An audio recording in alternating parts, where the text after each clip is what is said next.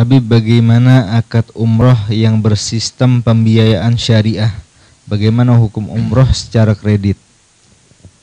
Ya, jadi akad umroh secara kredit ya, tinggal kita lihat akadnya. Kalau akadnya itu jual beli ya, paham? Maka itu diperbolehkan, tapi makruh hukumnya. Tapi kalau akadnya itu pinjam meminjam, lagi-lagi terpelosok dalam riba. Jangan dicampur aduk antara kebaikan dengan keburukan. Jangan dicampur aduk antara kebaikan dengan ketaatan dengan dosa. Paham? Allah tidak akan menerimanya. Dengan dasar Nabi kita Muhammad SAW telah bersabda dalam hadisnya, "Manishtara thawban bi asyrati darahim wa fihi dirhamun min haram lam yakbalillah salatahu madama fihi." Barang siapa yang membeli baju dengan harga 10 dirham dan di situ dari 10 dirham itu ada 1 dirham saja yang haram, maka Allah tidak akan menerima salatnya selama baju itu melekat di badannya.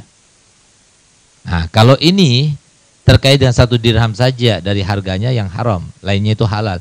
Bagaimana kalau semua harganya halal? Kata Abdul Haddad mengomentari hadis ini, kalau ini hukumnya seperti itu, terkait dengan baju yang melekat di badan, bagaimana dengan yang kita makan masuk ke dalam badan? Bagaimana kita akan memisahkan sesuatu yang haram itu? Nah, oleh karena itu, maka Allah tidak akan menerima suatu kebaikan kalau dicampur aduk dengan keburukan.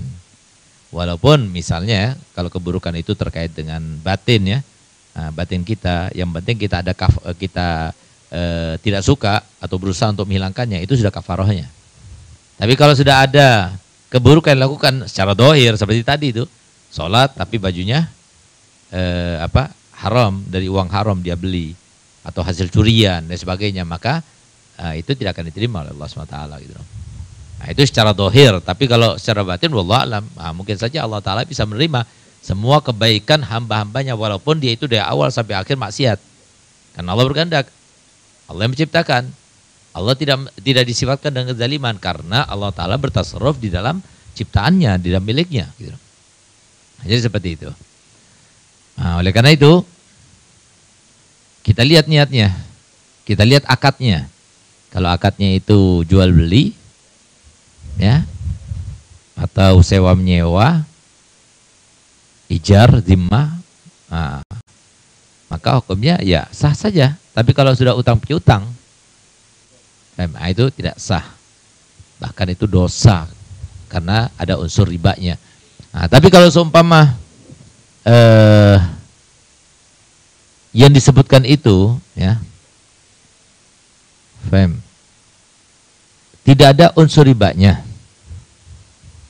hanya saja akad yang dilangsungkan itu tidak sesuai dengan syariat. Itu hukumnya masih mending gitu loh, daripada kok riba gitu loh. Tapi kalau sudah akadnya jual beli masih mending. Mungkin ada yang nggak memenuhi syarat dan sebagainya, tidak sesuai dengan prosedur dan sebagainya, maka hukumnya haram melakukan transaksi itu karena tidak sesuai dengan syar'i. Tapi tidak sampai ke batas dosa riba.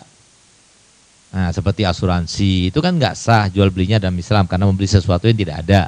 Ya itu nggak sama seperti riba. Kalau seperti muamalah-muamalah yang lainnya itu kalau tidak dianggap tidak sah, asalkan masing-masing bagiannya atau haknya itu sudah sampai kepada yang berhak. Misalnya si penjual dia berhak sudah mendapatkan bagian uangnya sebagai harga daripada barang yang dijualnya. Pembeli telah mendapatkan barang yang dibelinya, maka hukumnya nanti di akhirat tidak ada tuntutan. Artinya dia menggunakan mau diapakan saja setelah dia itu terjadi dan terlaksana transaksi yang sah, yang tidak sah itu secara Islam, maka hukumnya dianggap boleh. Beda kalau riba. Kalau riba itu dosanya itu jelas gitu. Jadi sekarang ini kan banyak yang namanya jebakan-jebakan ya, tapi secara halus jebakannya. Seperti kemarin ada teman kami, saudara kami, yang dia itu masuk ke rumah sakit ya, ketika dia itu akan membayarnya ternyata ditanggung oleh bank, dia nggak mau.